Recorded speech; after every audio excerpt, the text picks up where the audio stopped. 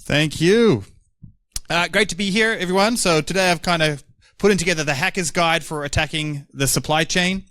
In this talk, kind of what I wanted to be able to do is think about it from the attacker's point of view. We're going to be doing kind of a whole lot of demos, well, not a whole lot, but a few demos of how actual supply chain attacks unfold. And again, looking at this from perspectives of kind of the black hat. So a little bit about me. I'm from Aotearoa, or New Zealand. I now live in the Netherlands. I work for a French company called GetGuardian. And just to keep everyone guessing as to where I'm going to be in the world, you can find me anywhere at the handle @AdvocateMac. I'm also the host of the Security Repo podcast, my mum's favorite podcast. She highly recommends it to all of you, and she definitely thinks you should check it out. So what are we going to talk about today? Well, we're talking about a little bit about what is the supply chain. We're going to be quite quick on this. And then we're going to kind of look at attacking three components of our software supply chain. How we attack our dependencies, how we can attack the source code, how we can attack the build process. And finally, we'll talk a little bit about hardening the supply chain. I'm more of an offensive kind of guy. So the defensive stuff, I'll just touch on because lawyers say I need to. All right. So what do we hear when we have the supply chain in mind? I mean, the obvious supply chain that we think about is kind of car manufacturers or any kind of physical manufacturing, right? You have raw components, you have assembly lines, you have testing lines, and then you ship a final product. In software, things work almost identically, but with different artifacts, right? So we still have their raw components. We still have kind of the assembly lines, our IDEs, our Git version control systems. We have our testing lines, which today is kind of our CI/CD pipelines. And then we ship out a final product, which is usually something like an artifact, an image, Docker images or something along those lines. So we kind of follow the same process. What has really become prominent now is that attacking components of this supply chain is becoming increasingly profitable for malicious actors. So a little bit about hackonomics.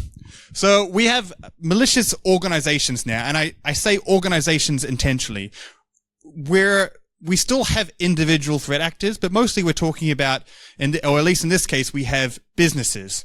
They have employees, they're trying to make money, and they make money by attacking organizations. And obviously, attacking an organization comes with risk, right? And you're trying to get a financial reward. If the financial reward isn't big enough and the risk is too high, you're not going to attack that company.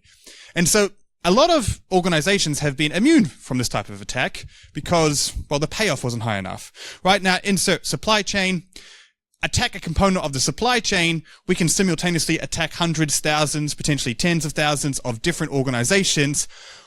The payoff is bigger, so we can invest more money into it. Now, I know I'm not saying anything groundbreaking here. Probably thinking, all right, attack more organizations, get bigger payouts. Tell me something I don't know.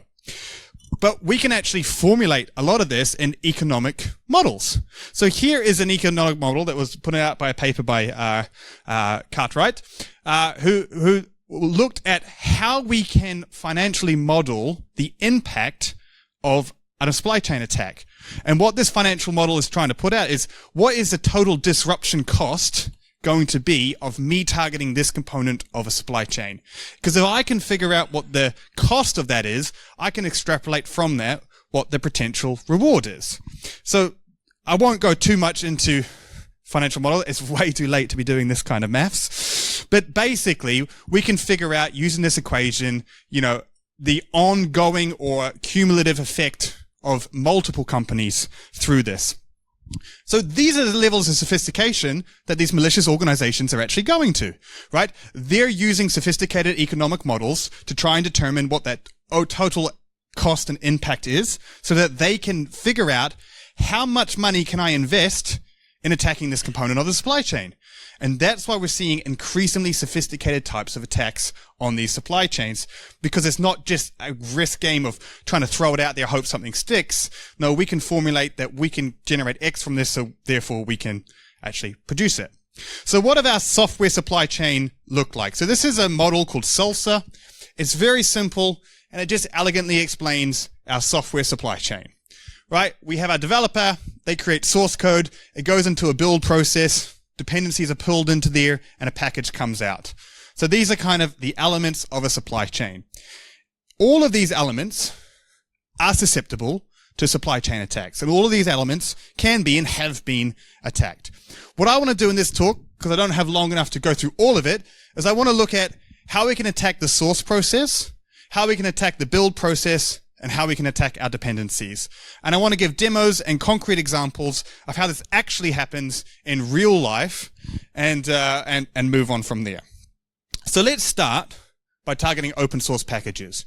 When we talk about the software supply chain, the most common one or part of it that people talk about are open source packages. So, and these are kind of as our dependencies.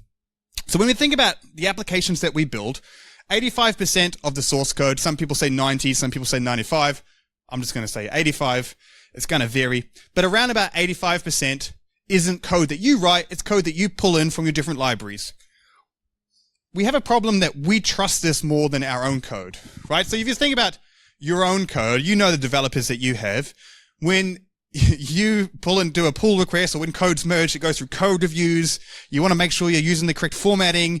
You really review it, but you don't really follow the same processes with dependencies. And a lot of that's just because you can't, right? So we have this thing called open source bias where we really kind of trust this code more than we should. And the interesting thing about it is a sophisticated attacker probably knows it better than you do.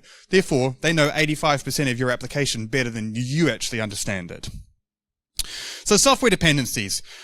Open source dependencies, we understand how they work. We have our application, and then we've selected these dependencies. The problem is, though we're in control of what dependencies we introduce, we're often not in control of the dependencies that they use. Transitive or downstream dependencies, these are called. And we can go on for layers and layers. 30 layers deep is kind of typical that you can go on this level. I'm going to stop for there for being polite. We also have another type of dependencies, which is our third-party services. These are increasingly being used. And this is a really clear graph. I see my third-party services. I see my open source dependencies. Everything's layered and structured, and I can imagine that I could probably understand this if I map it out. The problem is that it kind of looks more like this. And that's because we have open source dependencies that are dependent on each other. Our third-party services are dependent on open source dependencies. And it's extremely impossible to even know what we have. So that's what happens is we have something down here, like log4j or xz, right, that we don't even know might be part of our open source supply chain. If one of those gets turned malicious, in the case of xz, or if one has a critical vulnerability, in the case of log4j, this obviously has a follow-on effect and can poison our application, right? So this is the open source dependencies in a nutshell. Now, this is a graph this is a meme that I'm sure everyone's seen. I think this came out in 2021 and it's been trending ever since. And it illustrates it really well, right? You have everything being held up by a project some random person in Nebraska has been thanklessly maintaining. It's scary how true this is. It's so true that I can even name that thankless person living in Nebraska. There's 1,000 of them. This particular one doesn't live in Nebraska, but this is a guy called Fishal Salman. And Fishal Salman is a maintainer, thanklessly, of a project called UA Parser that he's been thanklessly maintaining for many, many years. And UA Parser is a legit open source dependency. Now, if you're going to pick an open source dependency, you're going to look at a couple of things.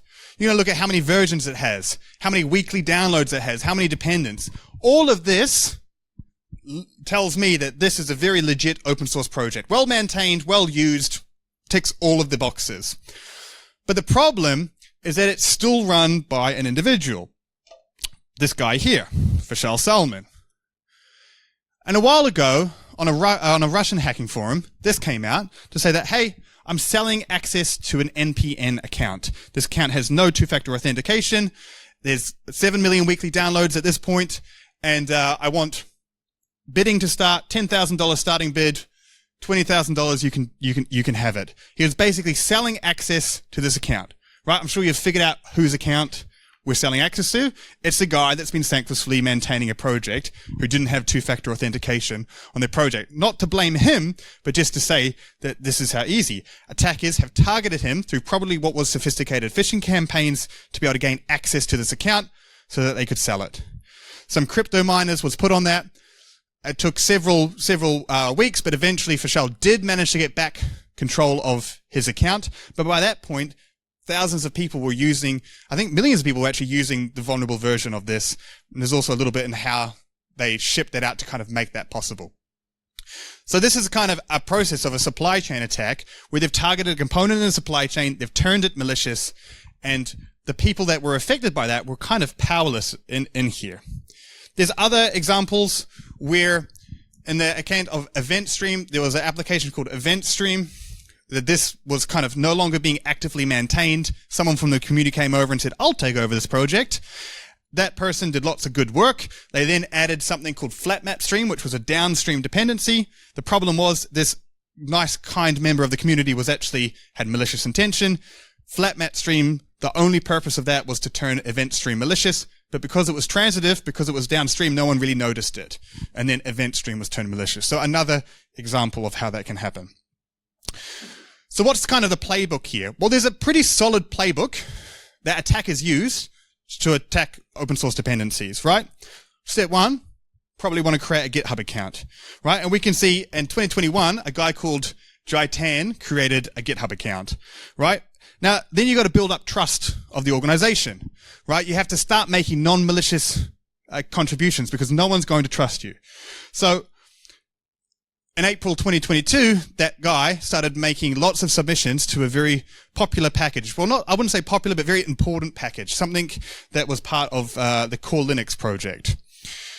Now, then the next step is to fabricate internal pressure, almost like a social campaigning scheme. And here's what happened is that multiple accounts started putting pressure on the core maintainer to start introducing his submissions. Now, they weren't malicious at this point, but they were sending emails, they were getting very heavy. And if you're someone that works on open source, you feel this from the community. You're doing this thanklessly most of the time, and people are getting mad at you because you're not committing enough time to this open source project. So what that social pressure campaign did was basically say to them, to the maintainer goes, stuff this. You want the project, have the project. So then this guy becomes the core maintainer of the project, right? And we can know that because the core maintainer email was updated to be his email. Then he made a malicious contribution, and that was when he infected the supply chain. Now, this is the XZ example that recently happened, and man, we dodged that by a hair, because the malicious contribution largely went undetected and was about to be part of the core Linux distribution systems in there. So the impact of that, the blast radius was absolutely massive, the potential. And we were very lucky that a member of the community managed to find that. I have some interesting opinions about that, but I won't talk about them right now. You can have a beer and we'll discuss. All right, there's other types of campaigns as well. Stuff like typo squatting. You've probably heard about it. I'm not going to talk too much about typo squatting. I'm going to talk about typo squatting version 2, the newer version of typo squatting, which is quite interesting. So what is typo squatting, just to start? So another way to attack the supply chain, is to attack popular packages. And what you do is you take a popular package like this, CCXT, which was a crypto library. Then you create a similar package with almost identical name, in this case CCTX, you can see. And the idea is that a developer is going to misspell one of them and introduce the wrong library. Now, if you're clever, you will make your malicious library do the same job so that everything still works. You just have a sprinkling of malware in there. This isn't new, and it's like a spray and pray process. It's hard to kind of do large at scale. So it's not all that interesting, but there's a new version of this, which is really interesting. But I have to talk about something first, which is called AI hallucination. So what is AI hallucination? Well, there's a very famous quote about it that you've probably all heard, which is artificial intelligence hallucination is akin to the shadow that looms large but lacks substance. It mimics a semblance of reality, yet veils the essence of truth, which of course you all know is a quote from Abraham Lincoln, unless, well, that's what ChatGPT will tell you if you ask it. Now, the reason why ChatGPT has given me this completely false answer is because ChatGPT doesn't know how to say no. It's just going to spit out an answer that it thinks is correct, right? And it does this all the time in lots of different ways. It hallucinates answers. And there's lots of examples of how this has happened. But I want to talk about package hallucination. So when we install an open source package, how do we find that package? Well, in the modern ways, we might have used something like Stack Overflow. We would have done research. But now we have all these great tools like ChatGPT and Copilot. And what I can do is I can just ask ChatGPT down here. It's hard to see, but I have a node project and I want it to connect to an Orient database. Give me packages. I want you to list all the advantages that they have. And I want you to provide the installation code for them. So here, ChatGPT has obliged me. It's given me all these great packages that I can install to connect my node project to my Orient DB project. So what I'm going to do is I'm going to take this helpful installation code, I'm going to run it, but the package doesn't exist. And in this case, it's given me 3 packages. It's given me 4 packages, sorry, 3 of which don't exist. Okay, so why is this interesting and how is this really a problem? Well, we can... another example here, I used... it came up with a project called Nano Arango, and again, didn't exist. So what's the problem here? Nano Arango doesn't exist. The worst case scenario, I get an error, I figure it out, I join something else. But what if Nano Arango did exist? What if Nano Arango existed, but not because it originally was there, but because I figured out that ChatGPT is hallucinating this, and you can get it to repeat answers. So if I can figure out what packages it's hallucinating, I can create them, and I can get ChatGPT to advertise my malicious packages for me. And that's the guide, the attacker's guide of how to kind of infect the supply chain through AI as well. We can make that. And how we can do that is to go on places like Stack Overflow, get the how-to list. This is something that I experimented with, run them through something like ChatGPT, find out all the ones that are hallucinated regularly, create them. And what we find is about 30% of the packages right now are hallucinated. Gemini is the worst at 60%, and ChatGPT is getting worse with hallucinations as the overall model gets better, which is kind of interesting. Now, this probably isn't going to be an exploit that's going to be around forever, but how do we know how many packages haven't already been maliciously created? Because, I mean, I'm talking about it, so that probably means some other people are thinking about it too. All right, let's move along from the open source dependencies. Let's move to a different part of the supply chain. I want to talk about targeting the source code, which is here. So source code is absolutely everywhere. And source code systems can easily be abused. I've picked the word abused here instead of attacked because this is kind of, I would call this a supply chain abuse rather than a supply chain attack, which might become apparent, but I think it still fits under the whole area.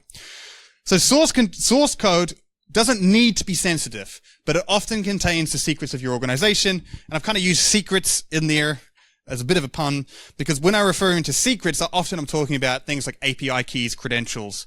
These are riddled in your source code. And attackers are constantly trying to target the source code of organizations to try and gain access to these secrets, particularly in the history of version control systems. And there is an absolute treasure trove in there. So let's talk about an example of kind of a breach that's happened because of exposed source code, and then I'll talk about how that relates into the overall picture of a supply chain abuse. So Toyota, company you're probably aware of, they were developing a mobile application to compete with their rising competitors of things like Tesla that were bringing out tech. They worked with a contractor to create this mobile application called T-Connect, right? Toyota Connect, makes sense. What happened was an employee of the contractor accidentally pushed their source code to a public repository in GitHub. This happens all the time, right? Inside that source code was the credentials to the database of all the users of T-Connect, their personal information, and what they've been doing. Those database keys remained there for 5 years before a researcher found it and notified Toyota, by which time they realized that the information was already being sold. So attackers had found this data, right? So now, this isn't a supply chain attack. You may be thinking about it, but how did the original attackers find these credentials? I don't know for sure. I don't know them. But I'm going to suspect that they were abusing a very common source code management system. So this is GitHub, the largest repository or deposit of open source code in the world, right? Over 1 billion commits Over 1 billion contributions of code are made every year to GitHub. It's an absolute fire hose of information. And what's important to know here is that even if you aren't using GitHub in your organization, your developers probably are. That means that GitHub is a part of your supply chain, whether you admit it, acknowledge it, know about it or not. That's because GitHub is kind of like LinkedIn for your portfolio. You need it. It's kind of a social media for developers, how they interact with the community. It's really important. So your code, like in the Toyota example, can end up in there. So how do we abuse GitHub to try and find source code that may have accidentally leaked or source code that contains secrets in the public area? We could just search on GitHub, but that's lame and boring and will take way too much time. There's a much better way to abuse GitHub, although if anyone asks, you didn't hear it from me. But first, let's have a look at the kind of total amount of secrets that we can find. So one of the things, I work for a company called GitGuardian. One of the things that we do is we scan everything public in GitHub. So all of those billion commits, we've scanned all of them last year, and we tried to find out how many of them contain secrets. So overall, just last year, we found 12 million secrets, nearly 13 million secrets in there. Now, you might be wondering, how do we know the real secrets? About 70% of them we can validate. So we can actually go run a test against it and see, hey, is this a valid key to AWS? Is this a valid key to Twilio? And then we know it. So there's a huge amount of secrets out there in the ethos. This number is continuously growing. We're hopeful that we're going to see a decrease this year because of some things that GitHub and other companies are doing, but it's still increasing and it's still a massive problem. And the other thing that's really scary is that people don't seem to understand the importance of this. So when we find a secret, we notify the developer that leaked it and said, hey, based on your GitHub activity, we think you've leaked a secret. And then we monitor to see what happens. 92% of the time after they've received the notification, the key is still active. We test the validity. We test it when we find it, and then we test it again in a couple of hours, in a couple of days, in a week, in a month, so on and so forth. 92% of them never get revoked. We'll see weird things like they'll delete the commit. They'll like, oh, I'll delete this and that's going to solve the problem. But it doesn't because it's out there, right? So that's kind of scary. So how do we actually do this? So you can understand that GitHub, when I make a code public, it's public, anyone can see it, right? But how does other people see it, right? No one's going to be looking at my GitHub. Who's really going to be interested in what I'm doing? Well, no one, but we don't need to be, thanks to the GitHub public API, right? Anyone here can do this, even on your phone. You can go to api.github.com/events. You don't need an account. It's just completely public. And on this, you will find a complete ledger of everything that's happening on GitHub. Like we can see it here. And there's some interesting information here, including users' email addresses, their names, and their messages, and access to that. Why is that interesting? If I'm looking at targeting specific companies, I can try and find people making commits with those domains.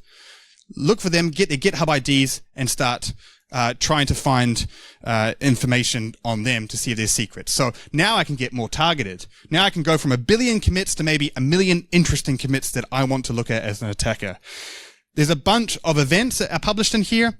The ones that you want to look at, if you're an attacker, but you didn't hear it from me, the public event, this is when a private repository goes public. This is by far the most interesting because with it goes all the history. So you got lots of goodies in there. The other one is the push event, right? You just push code publicly. So when you're monitoring these events, you can actually start looking and abusing the supply chain component of GitHub. And organizations will be none the wiser because they don't probably even know it's part of their supply chain. And what else can we abuse to find source code? It's not just GitHub. There's other places like package managers. We started scanning PyPy, Python Index Package Manager. And last year we found 11,000 unique secrets just in PyPy packages.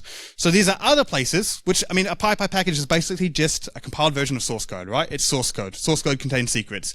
It doesn't have the history that like Git has. Well, not in the same way, but it's still really interesting. So we can look at this, find more secrets. So lots of ways. Anywhere that there's source code, I can start looking at that. And this also includes Docker images. About 8% of Docker images contain secrets. So really interesting. And here we can just see some of the types of keys that we find in PyPy packages. The types of keys are very different. What you find on GitHub and what you find in PyPy and what you find in Docker are all different, but they're all really interesting, and it depends on what you want to attack, if you're so inclined. Now, the other thing is we can also abuse Git in different ways. So public code is really interesting, but what about private code? So the Git system, or version control system, is part of your supply chain, most likely, unless you're ancient and using something like SourceForge or some other things, but you're probably using Git. And you can actually abuse the way that Git works to try and find private source code, which is really interesting. So when you create a Git repository, you go git init, and it creates a folder, a directory called a .git directory, right? It's usually hidden, but it's just there, .git. Inside that, you have all your metadata. That's where your history's stored. That's what I want. As an attacker, that's what I find interesting. The problem is that this .git directory gets exposed all the time without people knowing about it. Cyber News did some wide-scale scanning, and they found 2 million of these .git directories that were exposed on public IPs, right? So just by scanning it. And there's some really interesting ways in which you can find these. And if we take a look at a leak that happened because of a misconfiguration, we can look at the Twitch example. 6,000 private repositories were leaked, and we found 6,600 secrets within that. This is actually exceptionally good. We would expect to find way more in an organization this sound. So congratulations, Twitch, for only leaking 6,000 secrets. But we still found 194 AWS keys and even 4 Stripe keys. And we have another one. This is, I've merged this in here because it's such a good story. This is an accidental supply chain attack that my friend committed. His name is Philippe, and he's a penetration tester. And he was on assignment for an organization, and he was trying to get into the private source code of this company. And so how he was going to do that is through a phishing campaign using GitHub. He purchased the domain gitlhub.com and created a mirror of GitHub, right? You can see where this is going. He wanted to send a phishing email with gitlhub. The user wouldn't notice, click on it, log in, he would get the credentials, access Git, right? That was the plan, right? Send the email, but the user didn't click on it. So here, sounds like a shit story, but it gets better, trust me. So the user didn't click on this, but Philippe said, oh well, I'm going to use GitHub in the future. I'll just try and get access in different ways. Let me just move on. But he left GitHub running, obviously, and then something weird happened. Someone posted this tweet, and it was just kind of promoting their latest open source project on Twitter, right? A normal thing to do. No one really liked it, didn't get any viral, but he made a spelling mistake, and he put GitLhub in the tweet. Because it was a mirror, it all worked perfectly, and no one was none the wiser. Because of this tweet, or at least this is what we can probably most assume, the search engines started indexing GitLhub and started publishing it even ahead of open source repositories at some point. Philippe then realized he had like 20,000 GitHub credential logins. So he had done a supply chain attack on GitHub without realizing it. Now, penetration testers often will have moments in their life where they're really wondering which direction they should take. And this was definitely a moment. And so he says he took the good path, but you know, he did buy a Ferrari after that, so no. So how can we start doing them? What's a concrete example of doing a kind of abusing Git?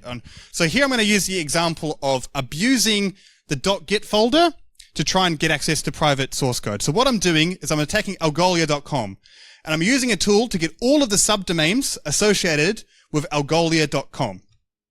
Why do I want to do this? I want to try and put together a really wide nest. I'm not going to find exposed private source code on algolia.com, but on some weird subdomains that they're testing with, I might. I'm now going to use a tool called Git Scanner to basically look in all of these subdomains and see if I can find any exposed .git directories. So anything in orange is found a .git directory, but I don't have permission. Anything that comes up green, it has a .git directory and it's going to download it for me, and then I'll be able to recompile that and I'll have access to the source code. So this is just a really simple way that you can actually start abusing how Git work to gain access to it. All right. How are we doing for time? Doing good. So next I want to talk about another component of the supply chain. So we've talked about open source dependencies. We've talked about abusing source code and control systems. Now I want to talk about attacking the build process, the CI/CD pipelines in the supply chain, right? Which sits here. Now these are really important. Now if you don't know about CI/CD pipelines and build processes, this is basically your code gets compiled, your application gets tested, and then it gets shipped out. And this is an automated process. This has revolutionized everything because now we can take small contributions, run them against tests, and then ship our application out, which was an incredibly manual process before. Now we can deploy updates multiple times a day if we want to. But these build systems have made us very vulnerable. So I want to start off by talking about an attack on one of these build systems, the CI/CD pipeline. I'm going to be talking about the CodeCov attack. So CodeCov is a tool that sits inside your CI/CD pipeline. It doesn't do anything critical. What it does is it checks your code coverage. It's essentially testing how much of your application is being tested in the pipeline, right? So what's the coverage of my tests? And how you would run this is you'd take their Docker image, which was public, and you'd plug it into your CI/CD pipeline. The problem was there was a secret inside this Docker image. Someone discovered this secret, and it gave access to some source code. It gave read-write access to a Microsoft drive, which had inside it a bash uploader script. The architecture here was a little bit weird because CodeCov would call this script whilst it was running and execute commands from this commit, so from this bash uploader script. So it was kind of really weird. But basically, the attackers had access to this script, which means they could turn the script malicious, which means they could turn CodeCov malicious. And that's what they did. There was 20,000 key targets that the attackers were after when they infected CodeCov. And they were able to move into the private source code or move into the infrastructure of those 20,000 customers. They didn't actually go in there on all of them, but they had access to. And there were some really good companies in here.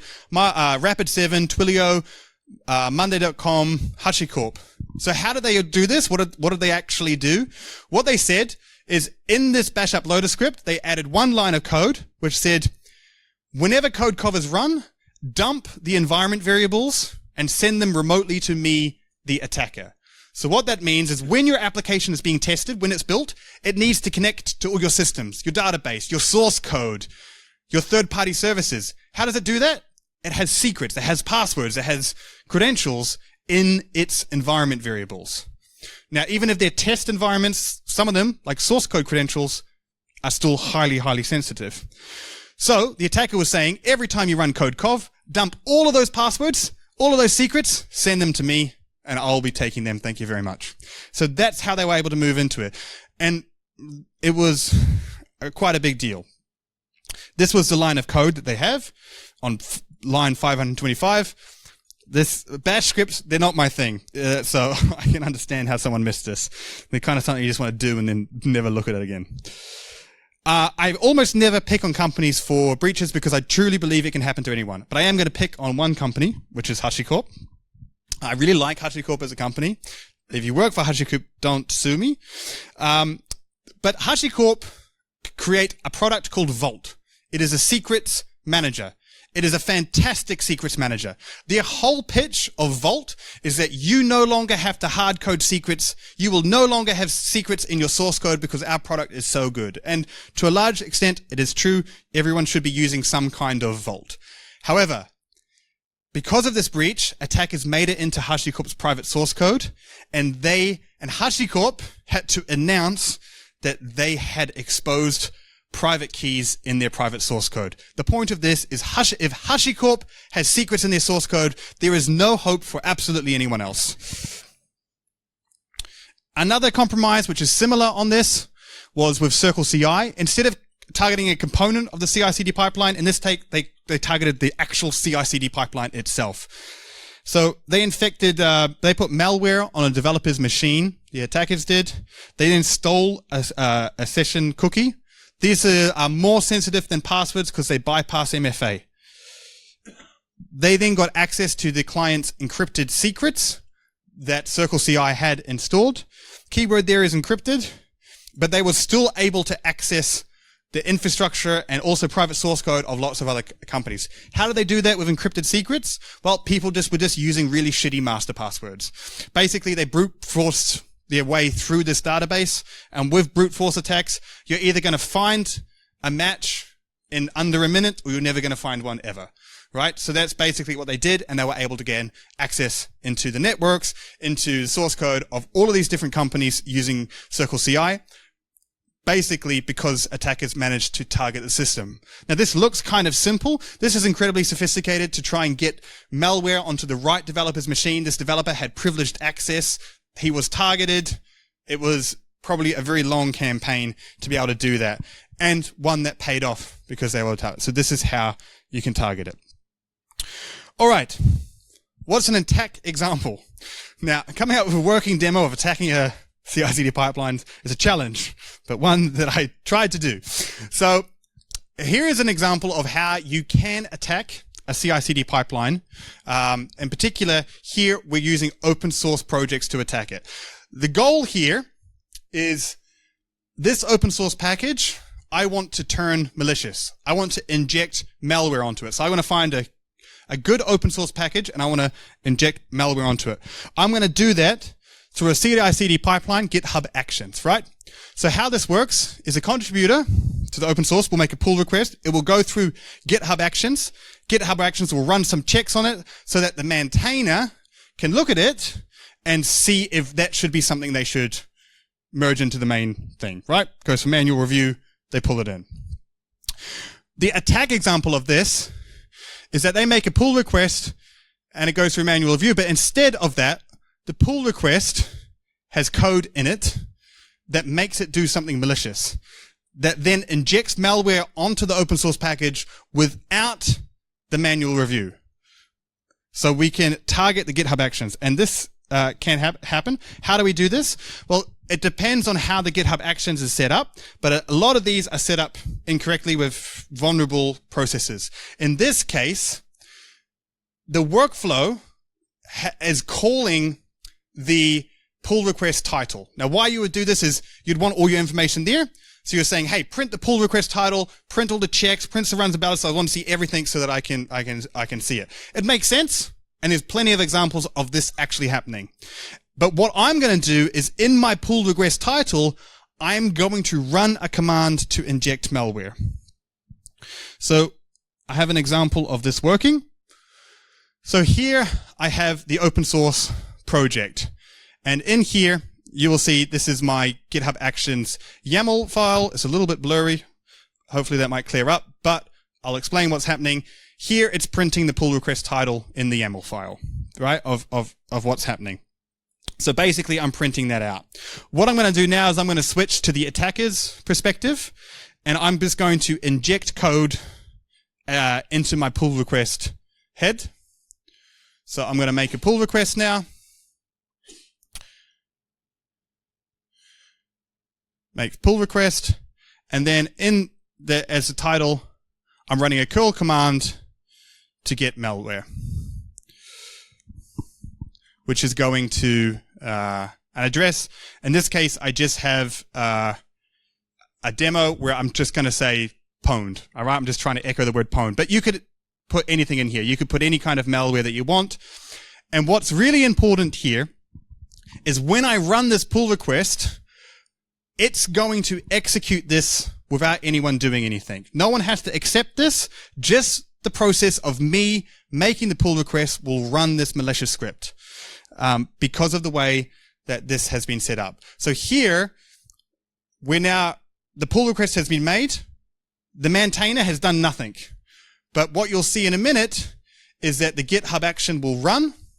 It will get to the malicious part, the title, and it's going to execute that, and it's going to inject malware, or in this case, it's going to inject the word pwned into that thing. So we can see that it's run that there, and down the bottom, which you can barely see, you have the word pwned. Oh good, I zoomed. So you can see it. So that's a way where you can abuse the build pipeline. Now, Will this actually work? Yeah. There's plenty of open source projects that have GitHub Actions that you can run this. How do you find them? Well, you can look inside them, but you could just make a whole bunch of malicious pull requests from various titles and see what sticks. And, or if you're targeting specific, open source packages, you may want to do that. Or you could even take over one and inject and make this malicious edit to the YAML file under the guise of doing something else. 5 minutes. All right. So, this is what we've looked at. How we can attack the dependencies, the source code, and the build. I won't go into the other stuff because I don't have time, but you get the idea, right? We can attack various components of the supply chain. So, supply chain attacks are interesting because they feel like you're in a car crash, but you have no control over it. And to some degree, this is true, right? I can't really control, unless I just get absolutely terrified of everything. I never use open source. I do everything myself. Then, okay, that's really the only way. Otherwise, there's a risk that you're going to fall victim to a supply chain attack, and there's not much that you can do about the attack itself. However, you can do a lot about what the attacker can do. The only thing that's working for you in a supply chain attack is that the attackers have lots of victims to target. So, like, my goal in life is I always want to have a shitter bicycle than my neighbors, because both our bicycles are outside. I want them to steal my neighbor's bike if they're going to go to the effort. So I have the same lock, and that's how. And software with supply chain attack can be similar. But what you should also do is make sure, instead of putting all your energy into preventing someone from breaching your walls, figure out how can I prevent them from moving inside my walls. A lot of the supply chain attacks here, they ended up moving inside private repositories or private networks. Making sure that there's no way for them to be able to break out of that, things like secrets and credentials, is a great way to be able to prevent them from moving on. So how do we do better? There's a couple of things that we can do. Now, SCA, software composition analysis, is a series of tools that look inside your open source dependencies and finds any that have vulnerabilities. It helps with other things like SBOMs and compliance. This is something that you need to do. You need to have SCA in there. There's plenty of open source tools available for that. There's commercial tools. Sneak is a common one. GitGuardian is another one. I work for GitGuardian. Anything I say about them is incredibly biased, but they're definitely the best. But also, there's open source versions, right? There's no reason, you don't need to spend, if you don't have the budget for it, don't spend the budget for it. You know, start off with open source tools. There's plenty of available ones, and also ones to create SBOMs. Secrets are a big component. Now, secrets don't often play a part in the supply chain attack itself, but it's often how it turns into something critical, right? Someone accessing your GitHub repository shouldn't mean that absolutely everything falls apart, but it often does. That's because of secrets. So we need to manage secrets, use things like Vault. Anyone here from HashiCorp see promoting Vault? Don't sue me. But there's other ones there as well. Cloud managers have secrets if you don't want to use a Vault. And if you really don't want to have to use any of that, you can encrypt them at the very least. I would not recommend this for various reasons. But if this is going to prevent you from hard coding them, then at least we're getting better. Right? And then secret scanning. Again, work for GitGuardian, definitely the best. But there's lots of open source scanning tools as well. So there's no need, again, if you don't have the budget, to not use the open source tools that are available to be able to do secrets detection, which is identifying where secrets have leaked in your networks, in your repositories, so that at least you know you have a problem. Now, another area and really key part is using honeypots, because with supply chain attacks, nearly all the examples that I showed, particularly with Circle CI and that, it takes weeks before anyone actually found out there was a breach. And understanding and knowing that you have a breach is a huge part in being able to survive a supply chain attack. So honeypots are a great way to do this. My favorite type of honeypot are honey tokens, which are fake credentials. These credentials you put inside your Git repository on purpose. And if anyone uses them, they should have access to nothing, obviously. But if anyone uses them, you get an alert. So honey tokens are really cool. There is open source versions of creating honey tokens as well. And there's also lots of other honeypots. One of my favorite honeypots is HoneyPy, which is a Python application. Honey tokens are good because they're really light. Other honeypots can be difficult and hard to manage, but you should have them. And for me, this is a really important way of actually understanding, hey, when when an attacker breaches into your systems, how can I know about it? Other areas, zero trust, RBAC everywhere, right? Rule-based authentication. Make sure you use trusted dependencies, sign your requests, and then always revert to least privileged access to secrets. Make sure you're never issuing admin secrets when you don't need to. Make sure you boost your third-party security management. This relates again to the SBOMs. Implement SALSA. It's the framework I use throughout, but I would recommend having a look at SALSA if you're interested in that. And then finally, my final point is assume it's going to happen. When you should do activities like threat modeling, don't just look at how can I prevent someone from accessing my systems. Go, all right, what happens if someone has? And the best way to replicate a supply chain attack is just to think about it as a malicious employee, because a supply chain attack will be similar, right? They will have similar access to an employee. So how can you prevent an employee from doing malicious things? That's how you can prevent a supply chain from doing malicious things. And that's the end. And I made it on time. So thank you all for listening.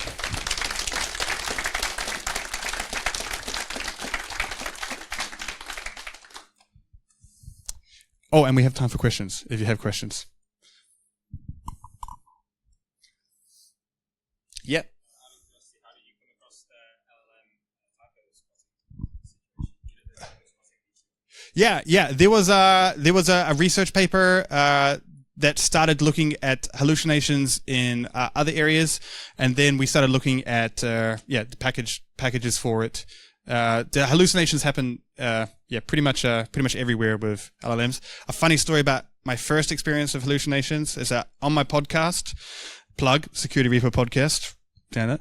I was getting really clever, and I was like, I'm going to save time. I'm going to use LLM to help me promote my episode. So I plugged in a transcript and I said, hey, create the best quotes from this transcript and give them back to me. And it was coming up with all these great quotes. And I was like, wow, don't remember him saying that. That's awesome. And they were really on point. And it wasn't until after I had published one that I realized it wasn't true at all. It had made it up.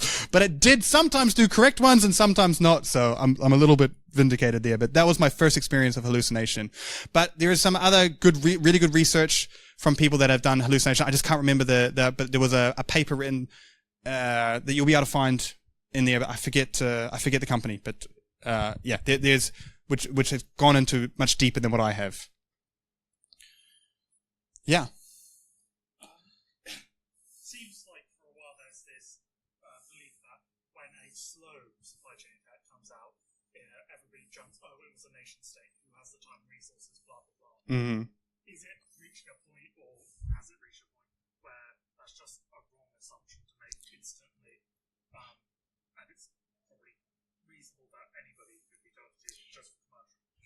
Absolutely. I think it is wrong to always assume nation state. That doesn't mean that nation state aren't actively doing that. To me, like the XZ example, that really smells of nation state because of just how complicated it was. But we don't know for sure. I think people in the community have lightly attributed it to Midnight Blizzard, but I don't think there's anything concrete there. But I don't think that that's the right assumption. And especially when it comes to supply chain abuses, which is slightly different to like the long attack, it's kind of like, how do we, when we're not hacking into the supply chain, we're abusing the way that it should be used. And that I think is definitely being more and more used by organizations. And even nation states, like they're not just working for the government. They're also wanting Lamborghinis and other things. They all, they're also doing things for profit. They're just kind of tolerated by governments because of the follow-on impact of that.